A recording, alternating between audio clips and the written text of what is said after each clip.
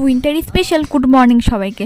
সকাল সকাল উঠে ছোট সদস্যের খাবার জোগাড় করতে শুরু করে দিয়েছি। তবে এই মিনি ব্লগটা কিছুদিন আগেকার, ভিডিওটা এডিট করে রেখেছিলাম যে আপলোড করব, কিন্তু সেটা আর খুঁজেই পাই। বস্তাগুলো বলতে পারো আমার 2 খরগোশের ন্যাপকিন, ছোট বড় বাথরুম করার, যেটা আমাকে 1-2 দিন পর পর চেঞ্জ করতে হয়, সেই সাথে ধুয়ে পরিষ্কারও করতে হয়। সেগুলো করতে করতে দেখি বাবা পুকুর থেকে কিছুটা মাছ তুলে নিয়ে আসে। এগুলো কিন্তু আমাদের বাড়ির পুকুরেরই মাছ। মাছগুলো ধরা হয়েছিল ফ্যাকা জাল দিয়ে, সেটাও দেখে নাও। তবে একটা বড় সমস্যা হয়ে গেছে জানো, আগে আমার ছোট 2 সদস্য একসাথেই থাকতো, সেই জন্য পরিষ্কার পরিচ্ছন্নতাও একটু কম করতে হতো। টুনি টুনাকে সামনে পেলে কামড় দিয়ে লোম তুলে ফেলে, যদি না আটকানো যায় তাহলে হয়তো কামড়ে রক্তই বের করে দিবে, এমন অবস্থা। ওই জন্য এখন দুটোকে একেবারে আলাদাই রাখি, একটাকে ছাদে একটাকে নিচে, এবং দুটোকে 2 ড্রামে। যাই হোক, মাছগুলো দেখো রান্না হচ্ছে, শীতের সময় বেশ ভালো লাগে।